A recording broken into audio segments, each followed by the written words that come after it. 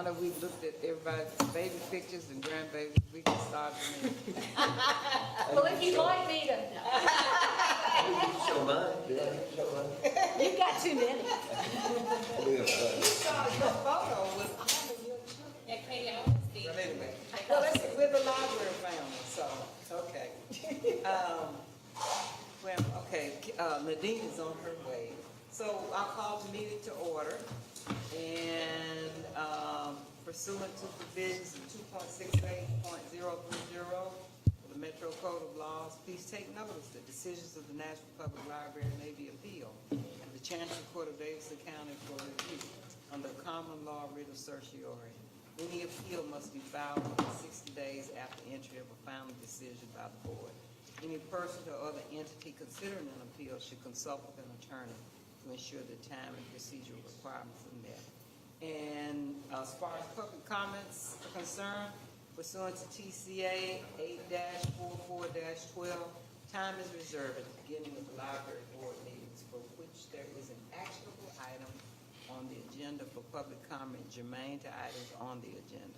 Up to 5 people will be allowed up to 3 minutes each to speak. Speakers must register within 1/2 hour prior to the beginning of the meeting by signing their name on a physical sign-up sheet available at the entrance and identifying any agenda item on which they intend to comment. Do we have any people today speaking for the public?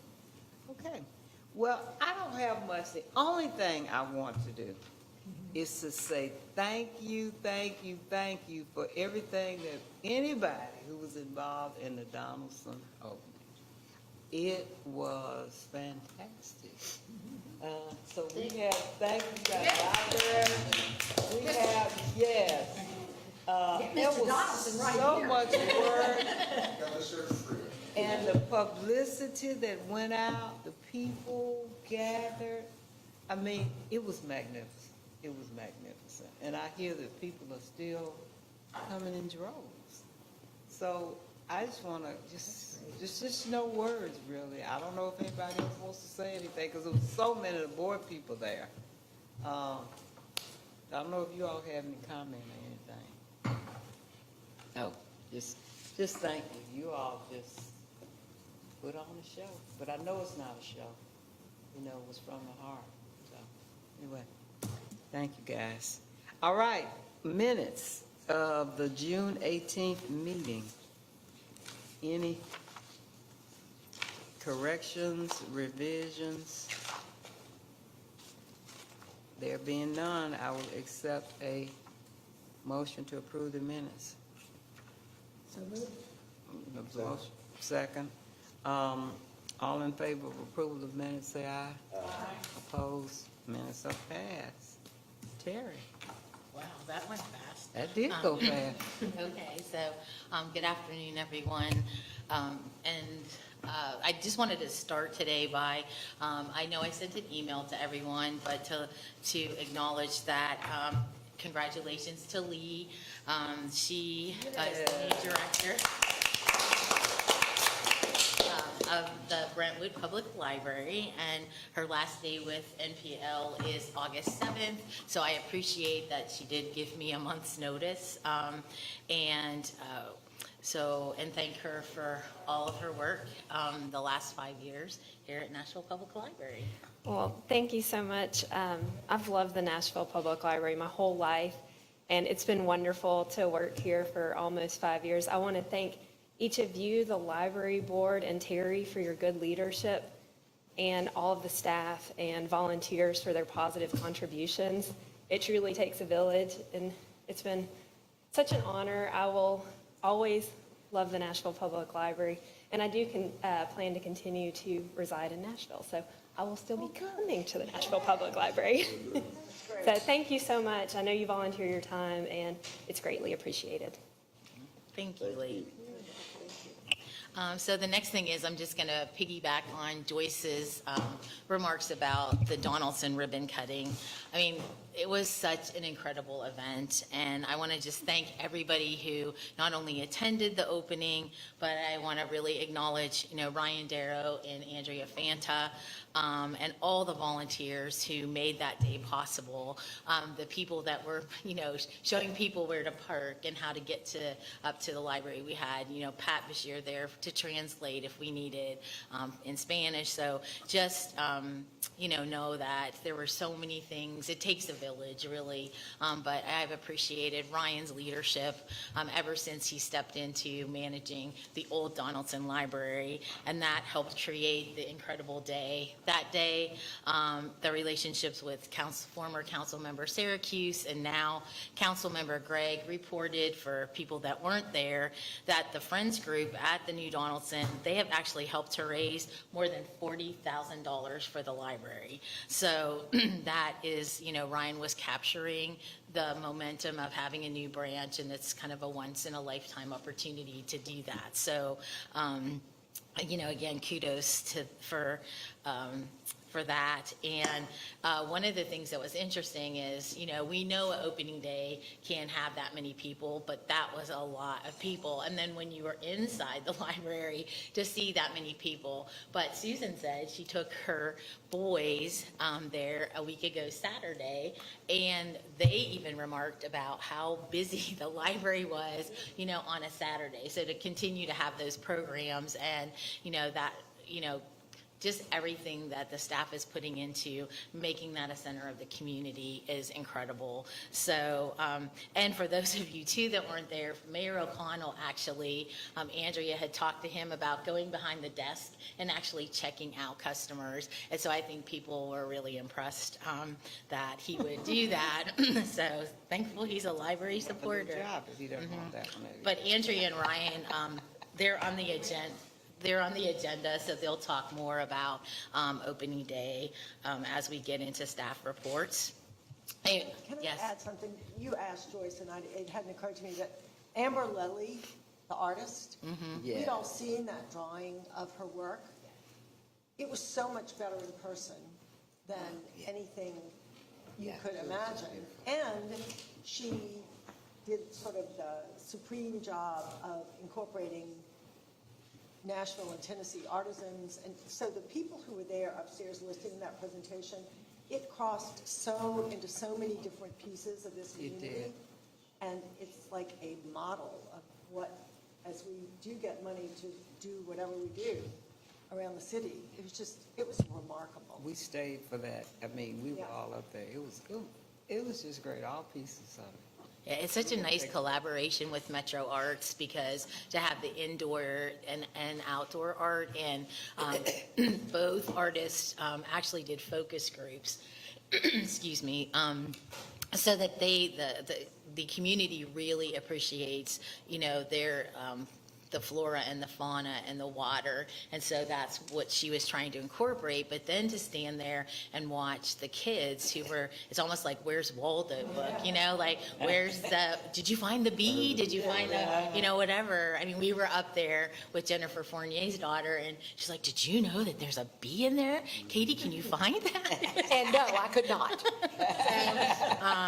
Really, really neat. And so that kind of leads into on Thursday evening from 5:30 to 8, we are continuing the art lending library. So if you remember, during the pandemic, Metro Arts reached out while I was in branch services and said, could we do art lending?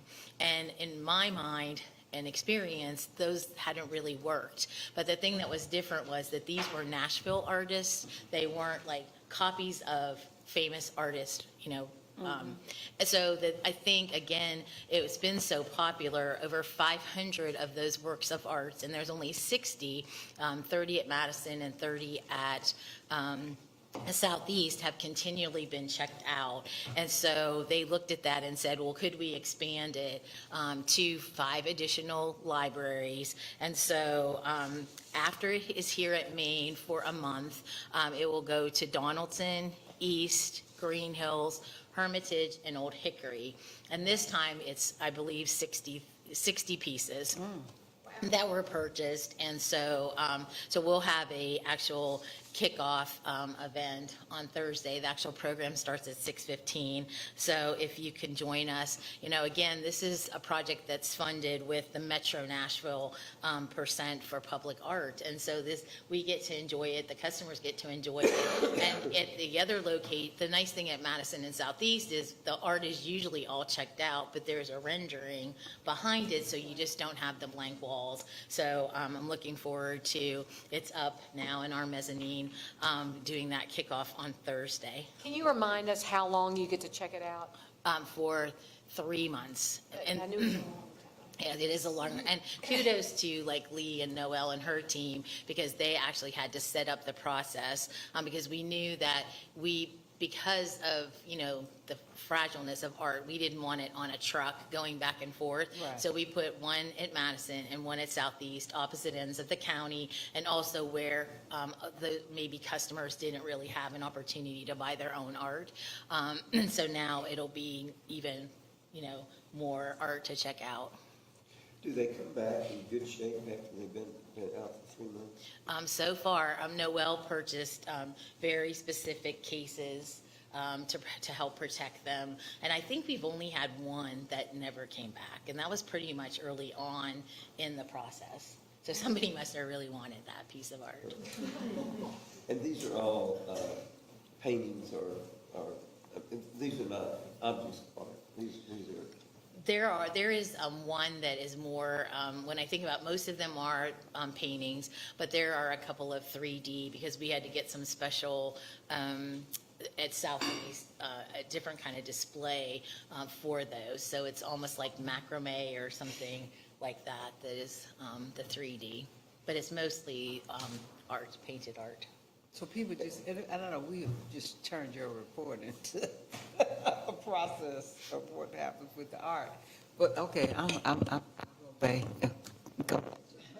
I don't mean to keep interrupting you. That's okay. But when you have now this blank space on your wall where there was a piece of art, are people just, is it a revolving door for the art? They just go get another piece, or what are they doing? So what they can do is they can either get they can put things on hold, for one thing, or they can look at the wall that has the pieces that are available for checkout. And the nice thing is, because there's a rendering of the art behind the original, then they can say, oh, I really want number, 30, and then they can put it on hold. Okay, and just get another piece. Correct me if I'm wrong. So I know Dennis here. So the other thing I just wanted to mention, because I will have more information for you, but during the budget process, we were told that there was the potential that there would be a budget true-up after the budget was passed. And we knew that would probably be up to 1.4%, which for our budget, depending on what they're looking at, it can be 600 to 800,000. So Susan received an email on Friday to let us know that our true-up amount is $631,400. So we talked about this at the admin team meeting yesterday, and I asked them, I'm meeting with Susan and Sherry tomorrow afternoon so that we can really look at, and Susan will reiterate this, but most of our budget is in staffing. So we're going to need to look at vacant positions. So we were wanting to make sure that we didn't have a lot of vacant positions. And now that we don't, now we have to look at where can we find the 631,000. So we'll, go from there. But when I know more, we haven't made any final decisions at this time, because we just found out on Friday. Is this a new thing? I've never heard of this before. Yeah, Susan. I think the word true up may be new, but Well, it's happened before. When Metro has flat years, depending on revenue collections, whatever goes into deciding Metro's budget, we've had to have savings before. The last time that it happened, I believe, was right after the pandemic. And it was a permanent cut. We ended up having to give up 11 positions. And and I believe that was to help out when the state reformulated how schools were funded. They had to find, Metro had to find extra money. This is really loud, sorry. This time, it's not supposed to be a permanent cut, it's just a savings, but they have taken it from our budget so that we are forced to save it. So we'll be back with more. Go ahead, Keith, sorry. What's the difference between a permanent cut? I mean, our FY is 20, our budget that starts July 1 will be $630,000 less than we thought it was going to be. Is that correct? Our budget starting July 1st, 2024 is $631,000 less than we thought, yes. That's pretty permanent. Well, we're supposed to get it back next year. It's not a permanent cut. We don't have to cut those positions. We have to find the savings. Again, before when this happened, it was a permanent cut, and we had to cut positions. So this time, they've taken the money, but we don't have to cut the positions. We just have to find the savings. Does that make sense? Yeah, yes. You've got to find savings without cutting somebody else. You know, Probably not. 70% of our budget is salary and benefits, and that's really the only place to find that savings. So it'll have to be done with vacant It's positions. not hiring. The Correct. vacancies. We'll just have to hold them. Or cut back on hours for people who are, you know? That's really hard to do and maintain the service hours that we have. It's probably going to be looking at vacant positions and holding them open longer is what that means.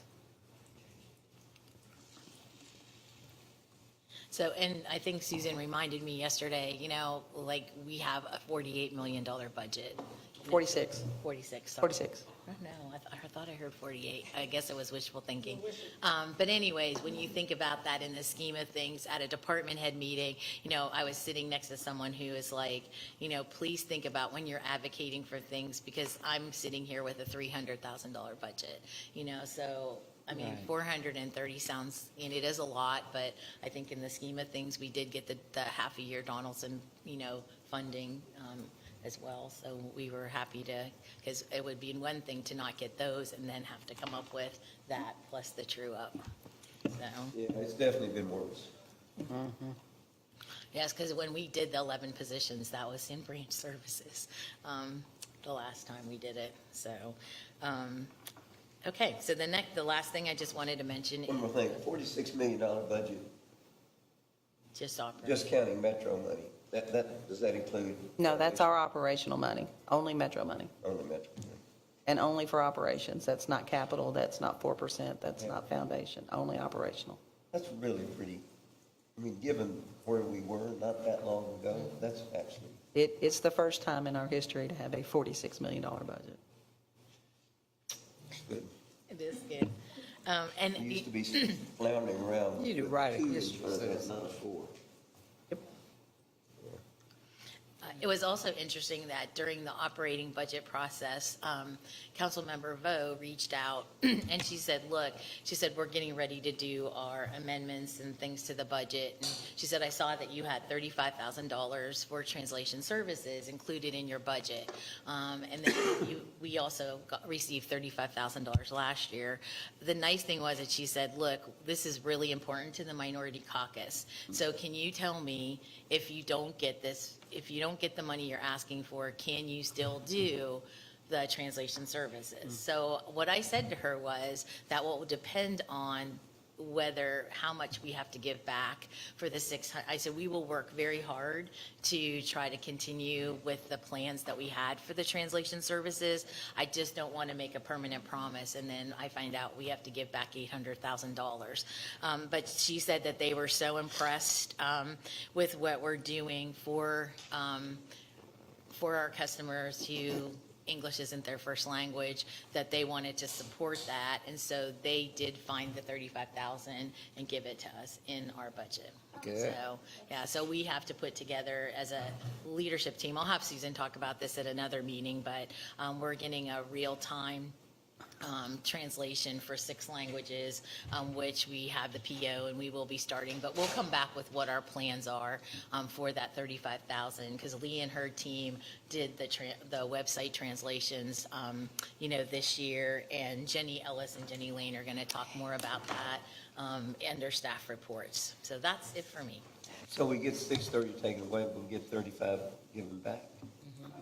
Okay, so it's not really 630, it's something a little bit less than 6. Yeah. So how's the city views that, then, if that becomes part of your operational budget? So Then we will Just keep add the the 35,000 in 35. the budget, like So they did both- last year. They didn't take away the 35 that we got last year. Okay. I can't believe you could do that for $35,000. That's Yeah. amazing. That was kind of interesting to me too, that you can do it for $35,000. The online, the real time, well, that's because we had to pick 6 languages, so we narrowed it to the 6 languages that are spoken most often throughout Metro. But also, we have to see, like, per the minute, or how much it's even, we have to figure out a plan to promote it, so our customers will even know that they can come in and we talked about this at admin team yesterday, so that they even know that service is available, and then that way, that'll give us an indication of what does that cost, as we're using it. It was a best guesstimate. We have no idea how much it's going to be used, how much it'll cost. I mean, if it ends up costing more, we'll So do we, make it work. is there a service provider that we subscribe to, or? There is a contract in place. We have set up the PO. It's a matter of getting out the instructions to the staff now. And how does it work? I mean, Well, let's see, Susan's been the one leading. So the this charge. company is out of Arizona, I believe. What you do is we have a member, they call it a member ID. There's a PIN. You call the number they give you, you give them our member ID, you give them the PIN, ask which language needs to be addressed, and then they find an interpreter to get on the phone and talk to them. And is it an interpreter, and is it not done digitally? It's done It's in a person. Person. Yeah. so My understanding, it's a person. Right, which was different than the Say Hi app that all the libraries have that, relies on artificial intelligence. Right. Oh, wow. And so if somebody walks into Donaldson branch that speaks, you had a Uber driver from Uzbekistan, whatever he speaks, you can dial it up and you can find an interpreter for that language. We've got to put some procedures in place so that staff can identify which language is needed, Yeah. and then train up the staff to do it. But yes, you say there's a sheet of paper that says, I speak whatever, then the staff person will know. They can put the phone in. I need an interpreter who speaks Anything. whatever, yeah. And then That's they amazing. find the interpreter and put them on the phone. Yeah, and Okay. we identified the 6. But I thought we were only doing it for 6 6. languages. We are. I mean, they could do it for any. They could do it for more. Right. Those are the 6 languages that we identified that are most often spoken. But if we need more, there's, I think they speak up to 100 different languages on this. Good. So you start at 6, but you could expand it to. And our languages are Spanish, Arabic, Kurdish. Kurdish. Say it again? What is it? Vietnamese? Really? Are the 6 most spoken languages in Davidson County. Not that there's not more spoken. Yeah. I think Hillsborough High School has 121 different languages spoken. Yeah.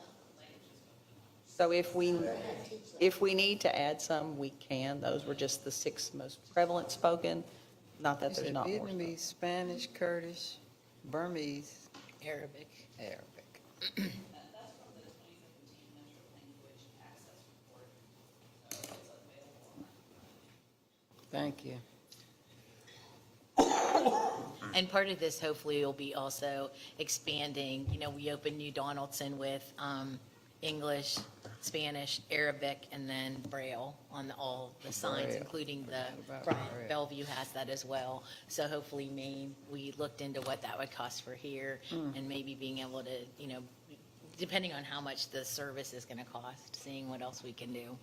So. That throws me to Begin Bright. So we have to do books in those languages. Ugh. We're starting with Spanish. Oh, starting with Spanish, great. Okay. Okay. Is that it? Yes, That's that's a it lot. for me. That's a lot, okay. Katie, you doing the retail space? Sean couldn't be here today, and so she wanted us to know the good news that there is a letter of intent with Oscar's Tacos. From who? Oscar's Oscar's Tacos. Tacos. To use the old Jim Cooper Congressman space. And they have 3 other locations. They were downtown, and their landlord asked them to move. But I'm sure Susan knows everything about this, because they've given their letter of intent to the engineers. And it's very much in process. Sean expects the lease to be signed in the next month. And it has been, she said, what else do you want to know? I said, how long has this been? It's been vacant a year and a half, so. So what I do know is it's going to take a while because there's going to have to be some build out. That space is not equipped for a restaurant since the congressman was in there. So there will have to be some build out. There'll have to be some ventilation done, some plumbing done to make it a workable restaurant area. But that's their nickel. Yes. That was the question I asked. It's not Metro's nickel. I don't know whose nickel, but it's not Metro's. Foundation or Metro's nickel. We made it a white space, and now it's theirs. I believe they are supposed to be doing it, yes. So the restaurant that's on the other side, I can't think of the name of it. Copper Branch. Proper Branch, that will still stay? Okay, good. Yeah. So it'd be a good choice, okay. But if you'll remember, that space was originally another restaurant, so it was, Yeah. when it was built out years and years ago, it was an easier conversion because it was already a restaurant. This is not a restaurant space, so they Yeah. have to make it restaurant. Yeah. Well, they actually have a kitchen, or just warming ovens? Copper Branch or the new restaurant? The new restaurant. Oh, it'll have to be a full functioning kitchen. Really? So there's going to be some extensive work have to be done. It's a big build-out.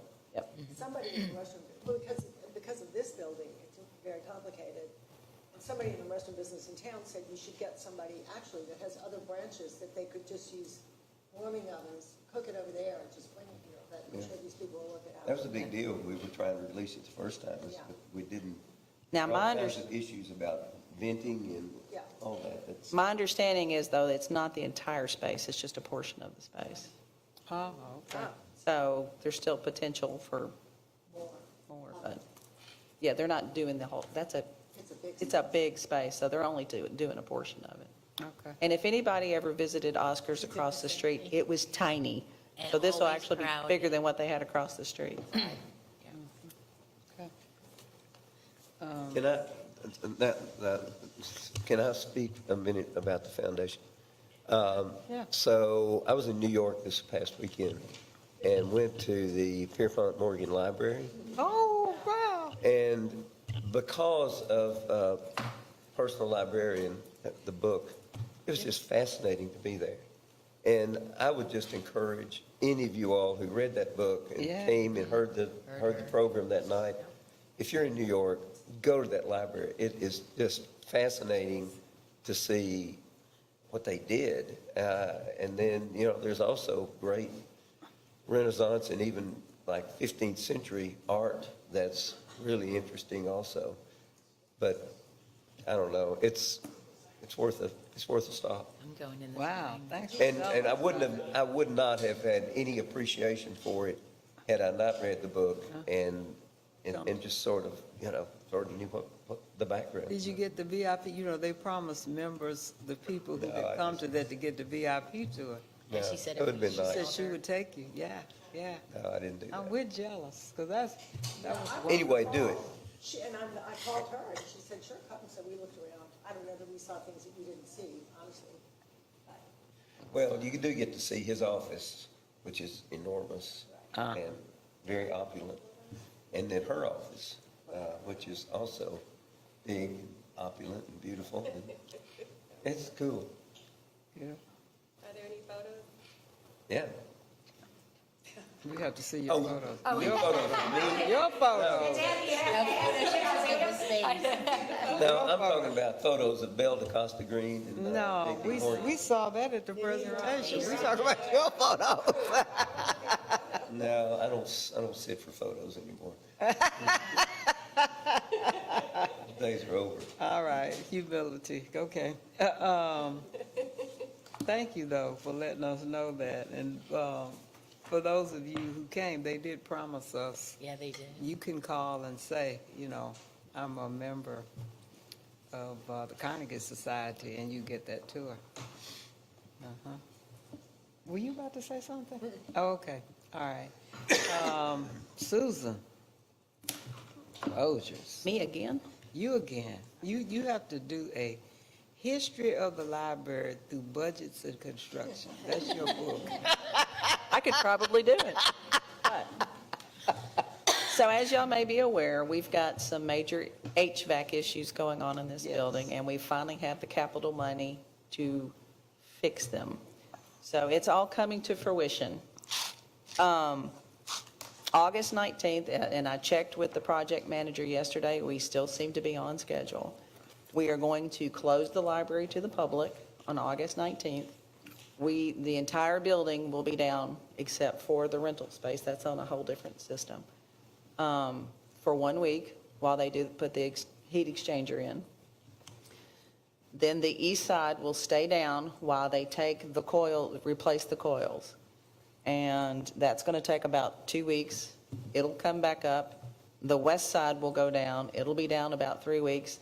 The problem is we still can't be open to the public because one side is going to be hot, one side may be cool, but it's going to be very hot in the building overall. We're hoping to be back up and running by October 4th. Oh, good. Or that's the last day of closure. It'll be opening up after that. It'll be closed through So October. August the 19th through October the 4th. Correct. 6 weeks or so. And that is if everything goes as planned and there are no hiccups. So That- tell us that's the perfect timeline. Staff going where they're going? We have worked out plans where staff is going to go. Fortunately, the B1 level, the B2 level, the conference center, and the public part of the special collections will come back up after that first week because they're on different systems. Okay. So some of the staff will be working on site. We won't be open to the public, but they'll still be working. It's those public staff that are really going to have the hard time. Okay. And we're finding places for them to go and things to do, so. So part of the plan is to, Jenna and Kyle are working together so that staff can go assist out in the branches. And also somebody had said, well, why didn't you just wait, to do this when it's cooler in November, December? But Katie can tell you yesterday, we. I was the somebody. No, but you were in this room, and the thing is, these coils can, they're operating, and Susan can say, but like 60%. So even when we had Michael McDonald that in the auditorium, we did the best that we could do to get the temperature to where it needed to be, but it was not comfortable, and that was not even at the height of these temperatures we're having right now. And then yesterday, this room, when we came in, it was stifling, and so we're fortunate that maintenance staff could come up, thank you, Kelvin, and actually was on a 9-foot ladder to get the air and the fans in case we needed them. But there's just the problem of the longer that we wait, the less effective the coils are becoming. And so I don't want to get us in a position where they totally go out and then we're scrambling to put things in place. And the part just is shipped. So that's why the August 19th date. So. Because we have bookings, I think, for events. Oh, in the fall. Yeah. We have bookings. So is there anything you can do to help the I'm people two who are on the third floor trying to get jobs? I mean, this is such an important part of some patrons' lives. And is there anything you can do to? We talked about that. And so we've looked, We talked about that at the last meeting. what they can do is, there's the bus transportation to almost all of our other branches. And so going, to another location for the services, hopefully, Vance and I have talked about making sure we're talking to the office of, we have an entire office in Metro for the homelessness. And so just making sure that, we've had the time, we're meeting weekly as a team to, he just made it. Thought he was at the state today. So- Got out a little bit early. Oh, nice. Thank you for coming. Sorry for being late. So- Okay, so go ahead, you were saying. Oh, no, so I think we're doing, that's why we have a huge spreadsheet, where's staff going, what are we doing? So, and we're meeting weekly to update that so that, we have the plans in place for when we actually do close. Where are you going, administrative to? Well, because of the B1 only being down and 2 for 1 week, we'll be here. So you'll be down there. Well, I haven't decided, I think third floor, Kyle Barber's old office. But yes, but we'll be here. Rest assured, I will be here. I'll have fans in my office, but I will be here. Yeah, I'm sure you'll be here. Wow, Pushing these contractors. yeah, got to oversee the contractors. Anything else, any other questions on closing? So What's the August status 9th through of- October out here? 4th. Yeah, what's the update on the trees? Good question. We are in semi-design right now. They're working out how to get things done right now. Not much further. The trees will be coming out while we're closed. But other than that, as far as putting everything back together, that's not in place yet. We're still working on it. Are the trees being transplanted anywhere? They can't be. Oh, So if everything were planned out perfectly and you did it at the right time of year and you had the ball, and this, Yeah, that, yeah. it still only has a 25% chance of survival. So it's not going to happen. Hmm. The Japanese maple is staying though. Okay.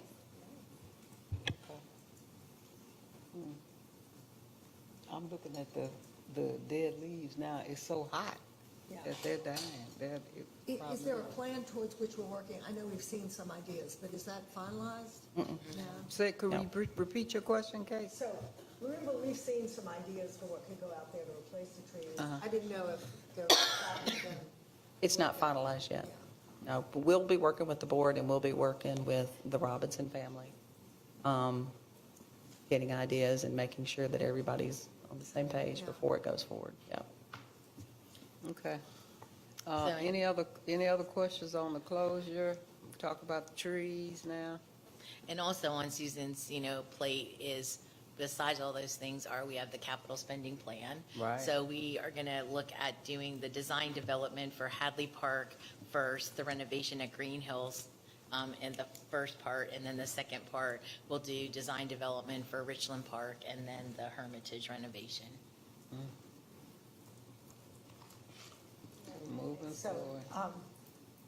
Terry knows this, and Joyce knows this, the stuff that goes on in these branches is just so incredible. And I went to the Green Hills branch to vote, and some person in Nashville owns weedy cereal boxes back to 1912 with all of the athletes. That was so cool. And so there are 30 of these boxes that are there to see. It's just so cool. And I was like, Terry, what? And they've just done this. I don't know how that all evolved. But it Well, is their so fun. display, their displays are always Yeah. interesting, They- always they great. But anyway, I thought, I'm thinking, who's got these things in a basement somewhere? Who thinks of that? And people come to Heidi, she's, Heidi Berg, our branch manager, there's a waiting list for putting things in not only the cabinets, the display cabinets, but also the walls leading to the meeting room. Wow. Yeah, that's great. Okay, website translation. Jenny, is this good? Jenny Ellis and Jenny Lane? Yes. The Jenny Show. And while they're going up there, if I can say a word of appreciation for their work. They work on B1 behind the scenes, doing so much for system support. I'm really glad they have a chance to come up here and show off a project because of the initiative that is shown by the shared systems team is just phenomenal. And they've both been working for the library for a really long time, and I hope they'll tell you how long they've been working. we want to know. 19 years in September for me, and Ellis is like 21 years. 21. Oh, wow. Thank And we are probably median. There's so many long timers at MPL, so. All right. So our team, the shared systems team, we provide library automation and discovery for the public library and the schools. And we also provide websites to support the library and the Limitless website to support the schools. So that's the basic, and some other software, but that's basically what we do. And so we have been aware, especially working with the schools, of the growing foreign-born population in Nashville, and we have been wanting to make the website more useful, more welcoming to that population. But it's a very expensive prospect, right? But because of innovations, technological innovations in the last year or so, machine translation has gotten so good that we felt like we could employ it to meet the entire 6 languages that we're also going to have the telephone system for. This is our site right now. You can see the language picker is there in the right corner, which is where that's the common placement where users are going to expect it to be. And you can see the 6 languages that we support. Now, much like the interpretation system, the module that we're using here supports 100+ languages, so we could add more languages. But we also don't want to confuse the situation by having 100 languages in a drop-down here. So we are using the basics, the same 6. The other thing to note is that, as we all know, the library world has its own terminology, right? And there are words in libraries that mean things specific to libraries, like holds, right? Yeah. And so we have a paid-for module that, should we find an awkward translation, we can fix them in a permanent way. So let's look at the page translated into Spanish. Yeah, it's really fast. Yeah, zooming in so y'all can see it Yeah. better. And you can see that the alerts translate, the navigation translates, all the promos translate. You scroll down, you see that the widget from the catalog translates. Blog posts are translated. Pretty much everything is translated. The footer is translated. It's just a split second. All right. So we go back to the mega menu at the top. Let's look at another page. Let's look at the Niños page. And this is just to show a little bit of how the complete translation of just every little thing on the page, which when we initially started this project thinking we were going to do human translations for everything, and that got unwieldy very, very quickly because there's so much stuff. There's so much new content being added all the time on the website. The structure looks the same, but the content changes a lot. And we are not the only department that adds content. Marcom adds content.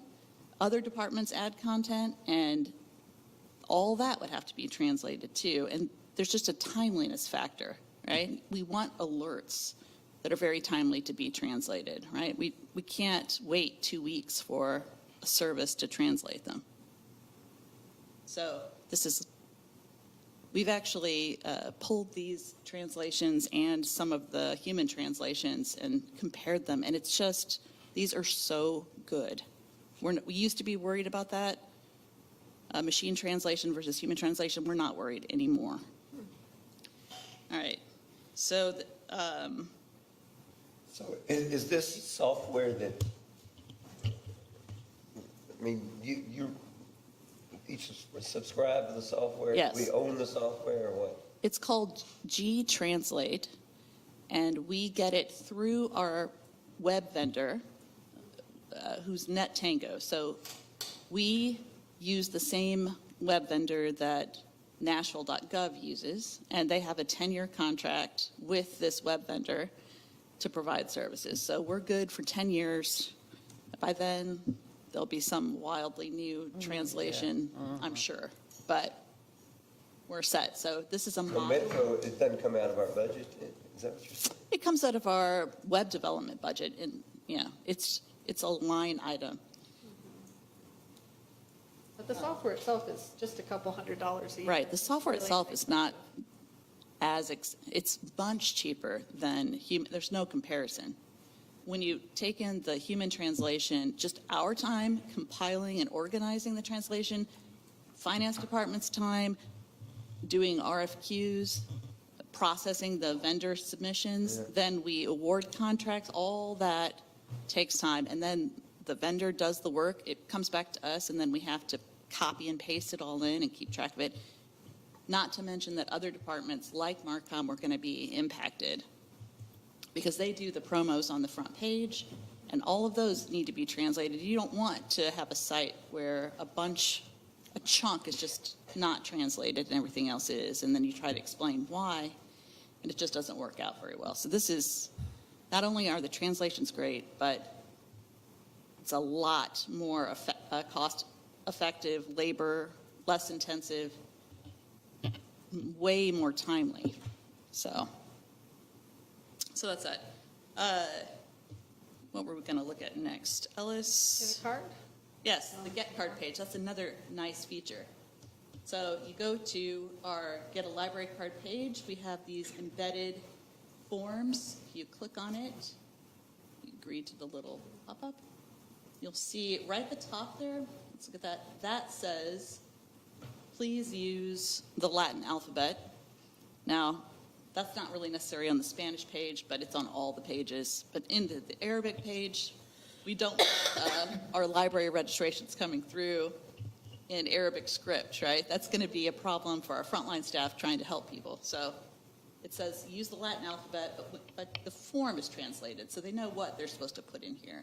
And most of the things on a library application form aren't really translatable anyway. Street names, phone numbers, email. So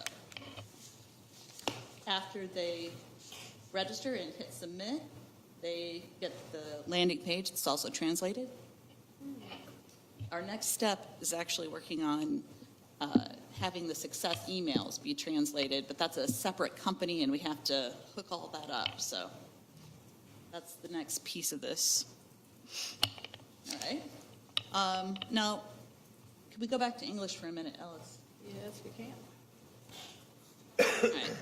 And let's go to events and look at the wishing chair page. So this is a page that has it's what we call a subpage. It has its own navigation at the top. And let's look at this in Arabic. You can see. All right.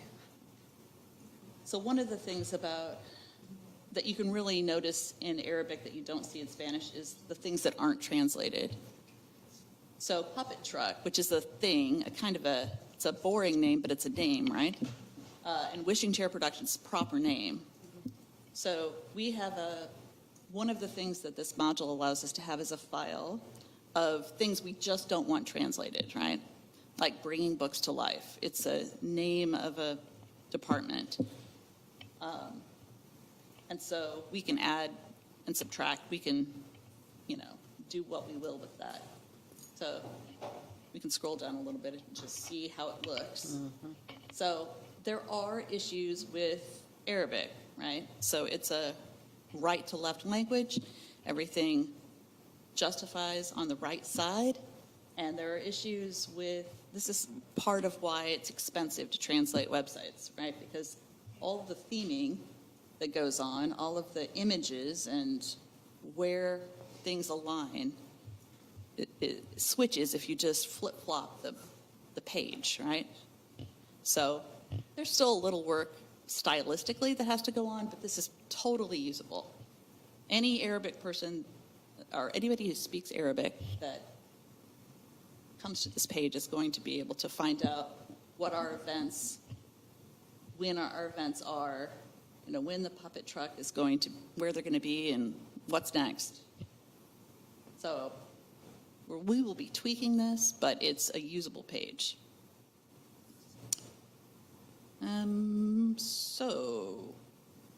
We go live with this on the 24th. Next, is that Tuesday? I think it's a Tuesday. I forget what, I mean. A week what from that's- today. A week and a half. Somewhere around a week from today. And we will give staff a heads up. They've already seen it because we've had staff look at it for us. But we think that this is going to be really helpful for our outreach departments and for frontline staff.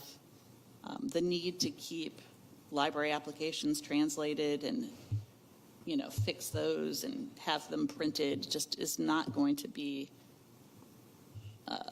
anything we need anymore. So that should have some savings there. And right now, it's just the 2 languages. No. You can translate it into So it is Somali the or 6. Vietnamese. Oh, Kurdish. Kurdish is not the script Kurdish. Right. Because that is not, the Kurdish that this module has is, there's 2 different Kurdishes, and one has a Latinate alphabet, and that's the one that they use. But you could do Vietnamese or something and see the difference.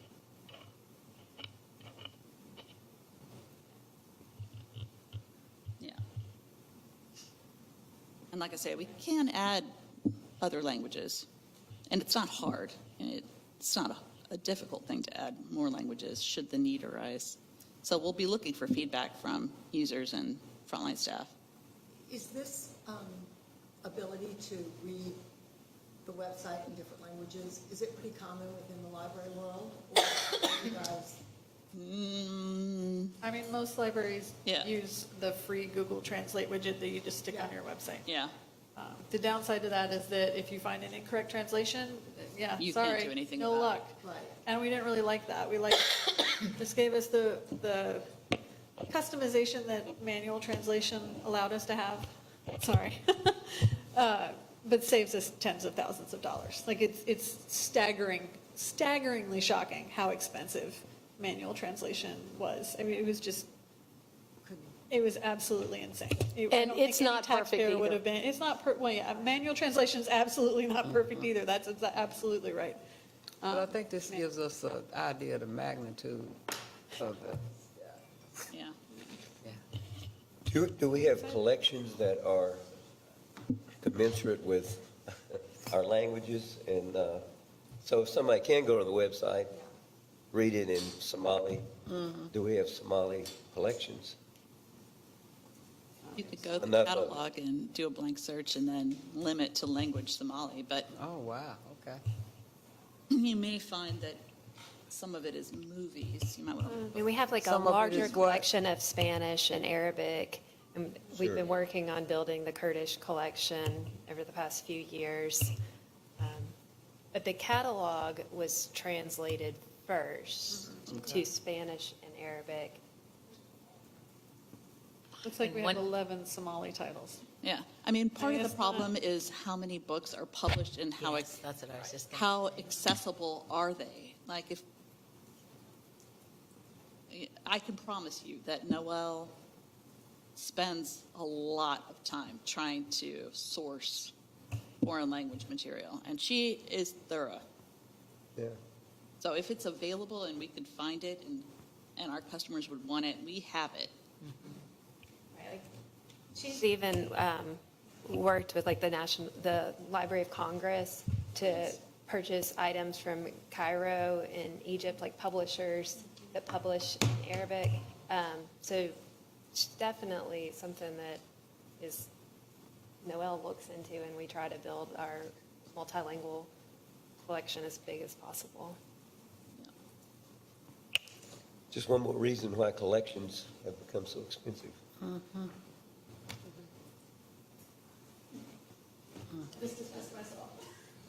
Okay, well, that's Great. That is wonderful. I think it's eye-opening for us. I know it is for me. It's goodness. Things we just don't think about.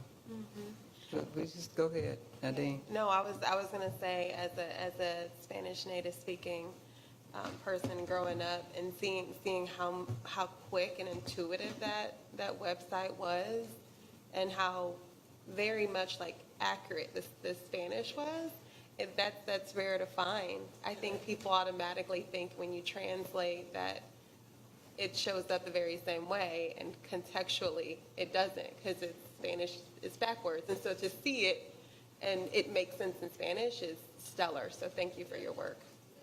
I'm even thinking about like opportunities, because I don't know that people who are in the Spanish community know all of that. And I'm thinking how we get the word out, like, because I'm on the board of the Hispanic Chamber of Commerce.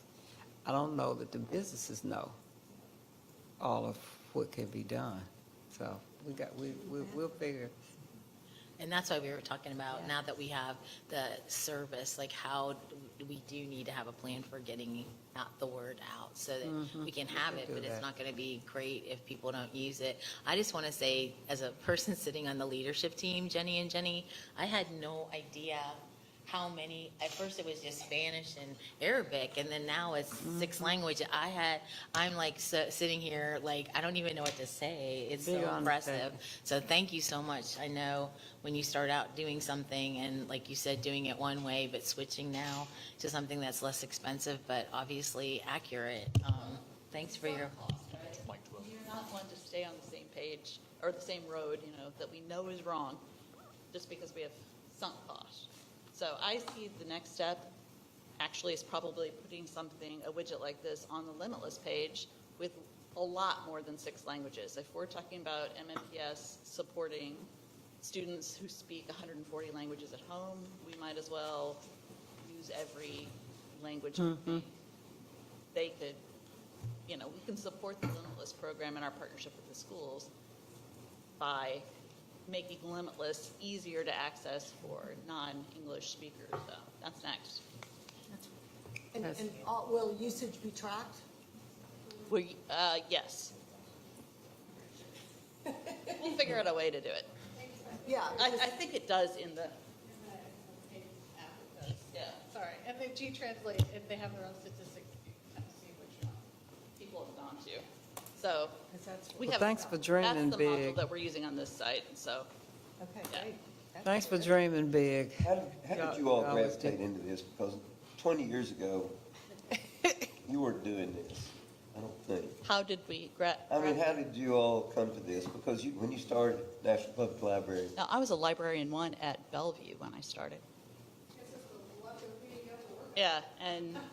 I worked under the person who happened to be doing the website. Yeah, and my You just learned dad, as you go. we had computers when I was 12, because my dad is the electronics nerd. And just fall into things. Lucky us. Yeah. yeah. Wow. I don't know. Exposure is what it boils down to, exposure. So, Well, thank you.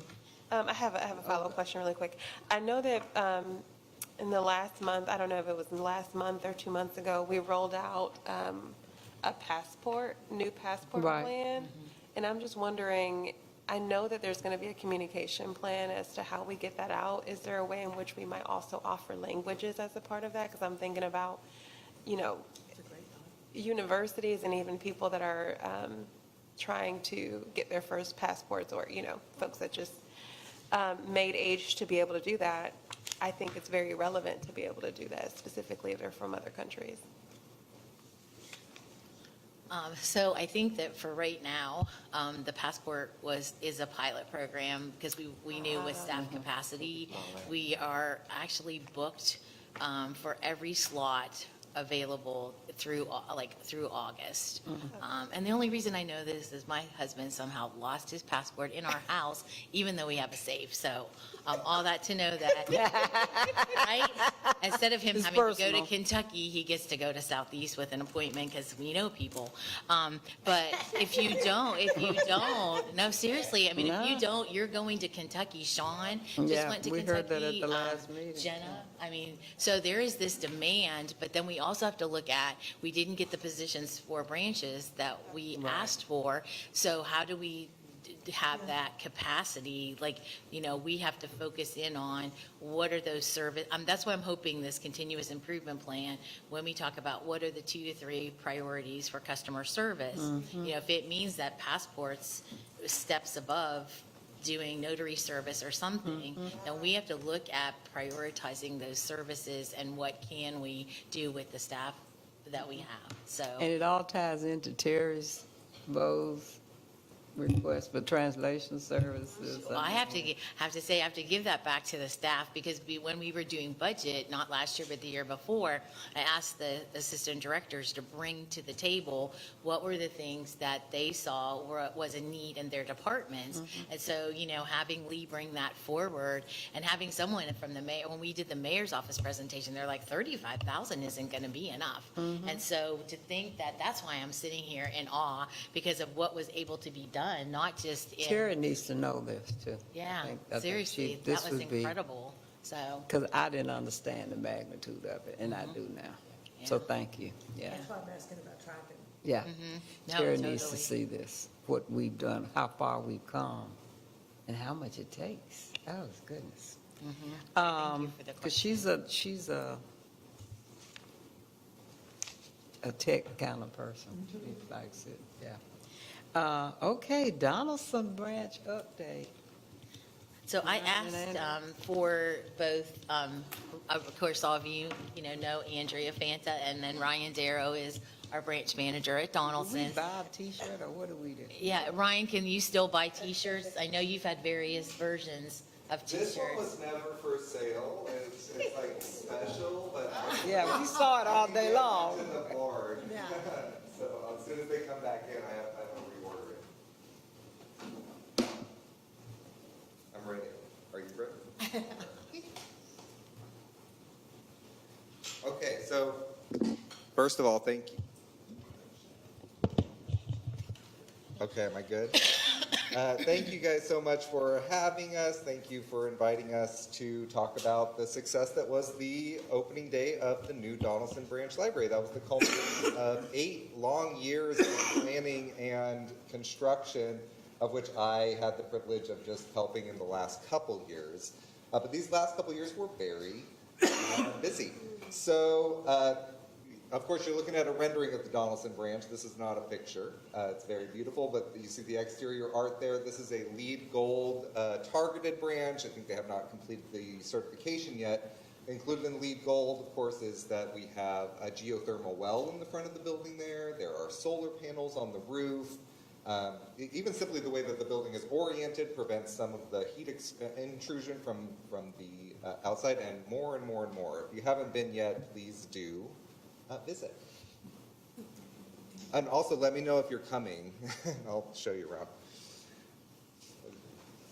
Okay, so the work for opening day started well before opening day. We started working on the comms plan about 6 months prior. One of our primary goals, and I think something we did well, was to create an emotional connection for the community and also for Donaldson customers.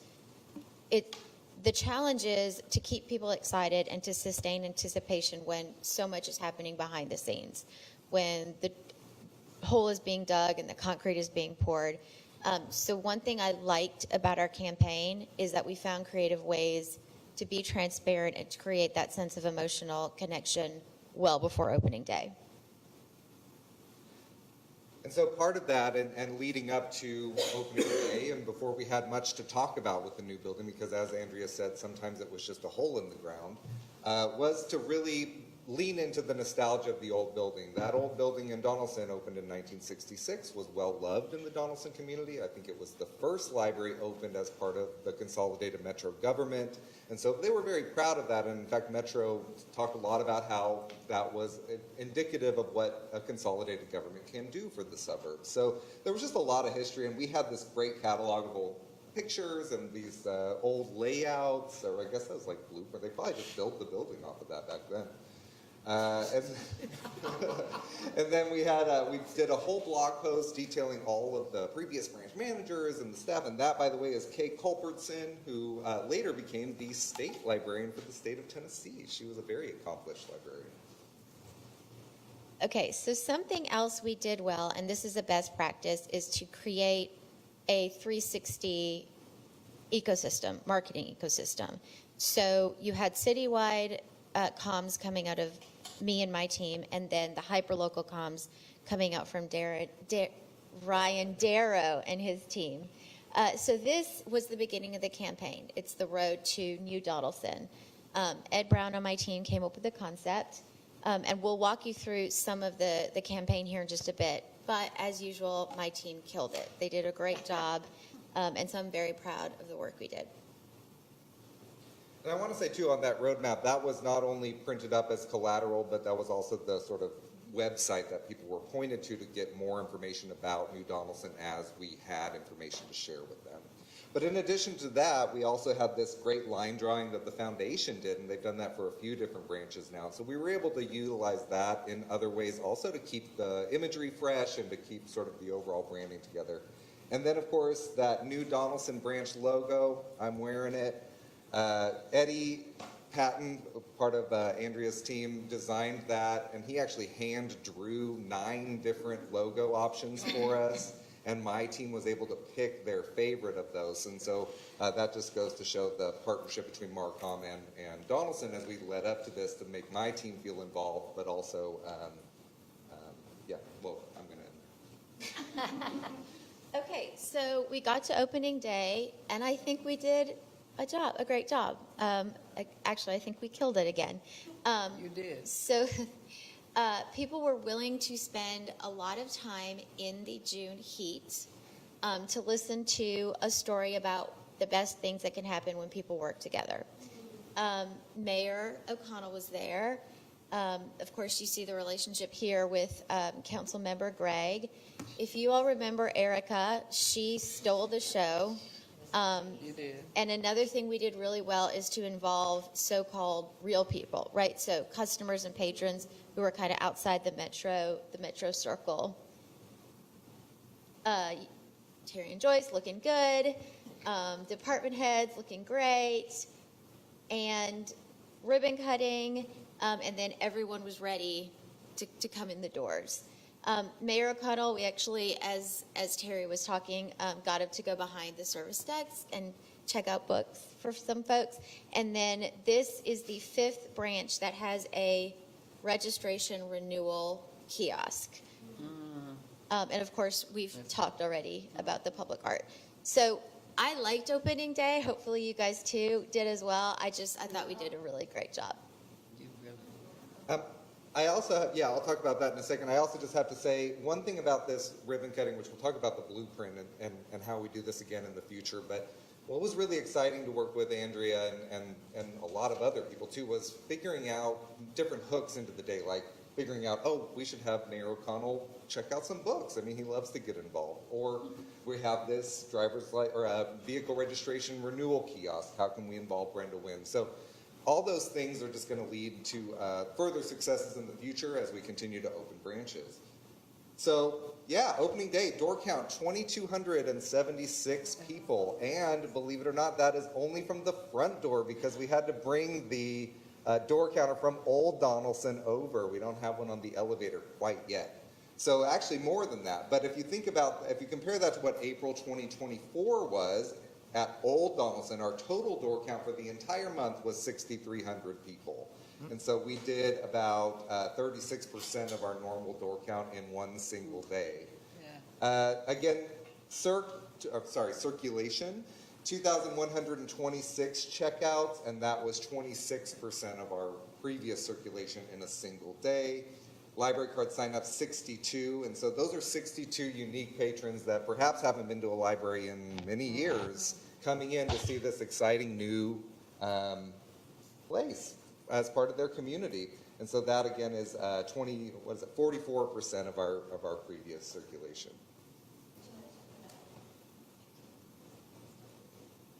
Yeah, it's still busy at the branch. We're doing great.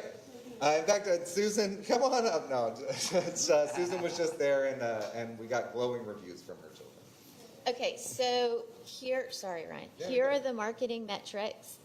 You all know that we love earned media here at Nashville Public Library because it's free. I forgot to list the scene. We're really, again, we're satisfied. I'm pleased with our analytics. To give you some context, for socials, this performed slightly better than our campaign for the Dolly Parton Imagination Library card. And then email, also, generally speaking, outperformed our usual email. So, great for Donaldson, but obviously the whole city too. So excited about a new library. And of course, it was mentioned earlier by Terry, but we did a lot of fundraising surrounding the opening. I was really lucky to have Jeff Gregg, who is the current council member, sort of spearhead that in a way. He found a group of really dedicated Donaldson folks that reached out to their contacts, to their business contacts, to find direct giving donations. We did merchandise sales. One of those is the little t-shirt down at the bottom that you can see, or a sweatshirt. And for the first time ever, as far as I know, we actually had 2 after-hours events at the branch before we opened. So we did those as ticketed events so that people could actually donate some money and come in and see first the architecture and design tour. And that was shortly after construction was completed, and there was no furniture in the building. So that was the only time those patrons were going to be able to see that building in that exact way, where they could actually just appreciate the architecture of the building.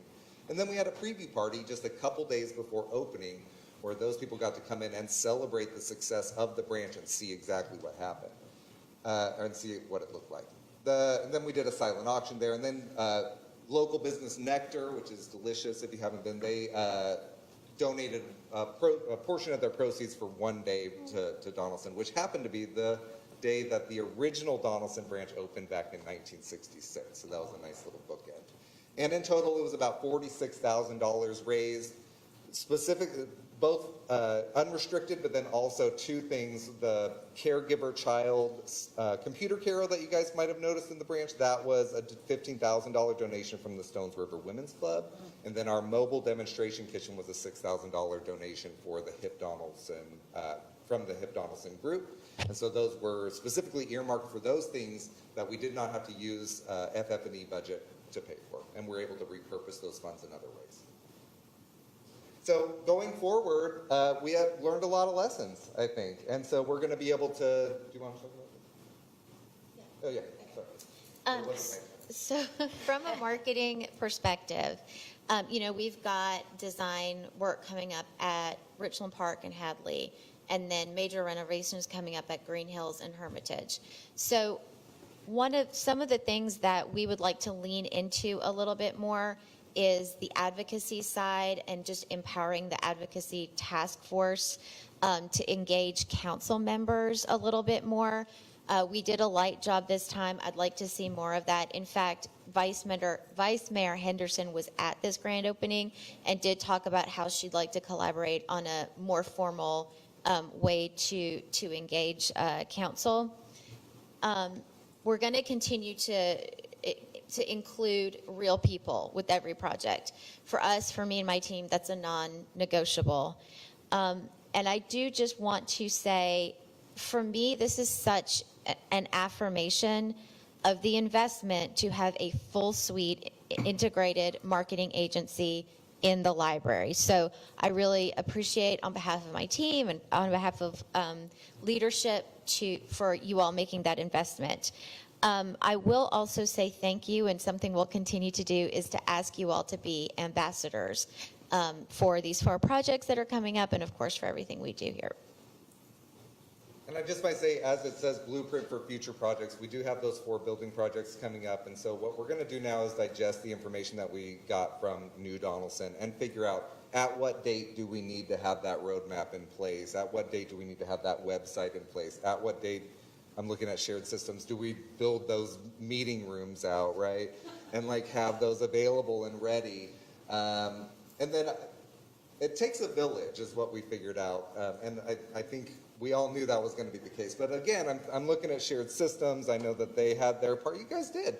And then we've got HR here, and there was a whole hiring process. We had to hire 11 people to get ready for this building. The foundation had to act as fiduciary for that fundraising activities, administration, marketing, communication. So it's really, it touched every single department of the library in one way or the other. And so I think that that's an important lesson, an important thing to think moving forward. Okay, so that's it. We can answer any questions should you have any. And again, thank you so much. It's a privilege to work on this project. Well, I just make a quick comment, then ask a question. You cannot talk about innovation without creativity. So thank you for leading that area to make this be a successful opening for us at the Donaldson location. I think that the councilman of that particular area, I know him and worked with him for over 20 years. I think he's going to be a great asset to your community in that area as well. So now that we have New Donaldson up, so let me shift this to Susan and Terry. What about Old Donaldson? What we're going to do? We don't know yet. Okay. So to probably just give a little bit. I do have some things in mind, yes. But I put it on Lelway for now. I've asked the mayor's office to please let us keep the old Donaldson because, you know, we're in the process of negotiating with Nashville State and, you know, we're hoping that that goes through, but if it doesn't, then we do have a fallback. It's not going to be like a $3 million renovation, but we do have some funds to renovate. But also, we just have things here at Maine that if we needed to, you know, with the new bookmobile coming online, it's a perfect place, like we could park it there. There's shelving in there. So we just have to, I think, once I know more about NEAT, then we can look at the other options What has been the response from, to our mayor's office? Of whoever- oh, they, says right now, we're Yeah, okay, keeping it, okay. yes. Great. We're not doing anything with it right now, but we are keeping the facility. Like I said, I have some Maintaining it. ideas, but I'll wait. I'd love to hear. Thank you. Any other questions? I had a question about, you said one of the organizations bought a piece of equipment that was related to child care, something like, we Yeah, couldn't get in that room. There was something going on in there. We just couldn't go in. Yeah, it's actually not in the program room for children. It's actually in by the windows on the second floor, and it is a computer station for adults, but attached to that is actually a little playpen. So if you have an infant or a toddler, you can safely keep your child with you or a child that you're caring for with you while you're working on your banking or your social media or whatever you want to do. That's a great So idea. we're the first library in the Nashville Public Library system to get one of those. Really excited for that. One other thing that I need to mention is some of the grants that we received. We've received grants from the state to do that solar bench outside and our universal changing table on the second floor. So that is a changing table that can accommodate adults. We're also the first branch to have one of those. So we're really excited for that piece. What about security and cameras? And when you said the child, I thought about the cameras on my baby. We have a lot. How's the security? We have a lot of cameras in place. Okay. We're well covered. Okay, good. Good. This is just out of curiosity. So when we first toured it, there was this outdoor space, this beautiful space that you all recently had learned that you could utilize. Did you all put furniture out there? Like, was that a part of the tour? I'd just love to see what happened with it. Furniture is on order for out there, the veranda. Okay. Other questions? Yeah. Balcony. Any other questions? While you're thinking of any other questions, just point of privilege, I think Andrea needs to thank Annie Herlocker for helping her with opening day. That was a volunteer that really helped coordinate that. And of course, Jennifer Fournier just deserves to be mentioned one more time And as you part of this deserve to be process. mentioned. Just She's thank the you, project everybody. manager. It was magnificent. Thank you. We were so proud. Thank you. And I've gotten calls, and I even got a voicemail Saturday that I tried to return about voting out there. Can we make this a voting? It's just continuing. But, you know, yes. Anything else for the day? Do we have a retreat date? Not yet. Not yet. We got She's still waiting To hear from us? for here, from the, Well, she let's sent out call a us. doodle Can you poll. be proactive and call people who haven't responded? I need today, so we can move on that. Okay, Now, the next time, but we don't meet in August, but we will be at, we have a study session or something. That's None what of I'm that talking is about. She's confirmed, trying yeah, to see. so And we have Rosalind to, is helping to work on that, so, yeah. so, But the next board meeting is in August. No. No, we there don't isn't. have I'm one having meeting in September. September, We're not yes. meeting in August. Right. We do have a Right. board meeting in September. Yeah. right. And it's so here, this- September the So I 17th, needed, so. at the Goodlettsville branch. It's in on, Is it September? on September 17th, Goodlettsville branch. So I needed to reach out to Macy to be, to verify what is a study session, what is a board retreat, what needs to be open to the public. So we just talked about that. She let me know today, so then I'll need to get with Joyce about it, and then Rosalind. So September 13th comes off the calendar. We don't know, because you may want that to be your retreat, since we have that, as a date that everybody can come. Because, Let's keep it on the calendar. yes, Keep it on the please. calendar. Well, we found out that whether it's a study session or it is a board retreat, it would be open to the public. Okay. So now I need to get back with Rosalind to start, we met once to start the planning, but we didn't know if we were going to have both a study session and then a retreat. So now that we know, we'll get that together. So we have plenty of topics, and we'll reach out to ask for what you all would like to talk about as well. Well, that was going to be my question. Do we need to have, because I know me, and so what I'll do is on the evening of September 12th, I'll say, oh, I know what I'm doing tomorrow, and we'll have thought zero about it. So what I'd like to do, Keith, is that, we've done some research, Liz Coleman and several other staff members, I've asked them to look at what are other library systems doing in terms of security, and so the topic, but what would be helpful is there, Charvis has said he'd like to talk about technology, so I know that, but if you have, a topic that you would like us to include when we're planning the retreat, that would be great to know. Security. Yeah, Anybody Susan, else? Sherry, and I, and Mark Crowder met this week, and we're using our funding from the foundation, which is $40,000 for training. We're going to do internal training.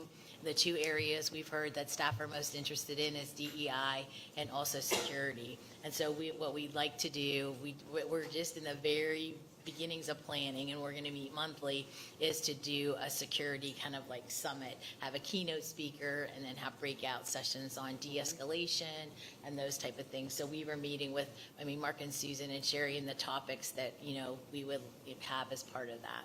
And because staff they have asked us for a staff day. We're getting so big that it's really difficult, but we think if we manage it in this way, and we use the topic of safety and security, that we would be able to pull it off. And kudos to Sherry, because she's the one that, she's had some really good ideas for how we can make it work. Okay. Anything else? Motion to adjourn. Second. All right. No, I can't make a motion. I'm I asking. Move to adjourn. Move to second. There needs no second. All right. Meeting adjourned. Thank you, everybody, for coming.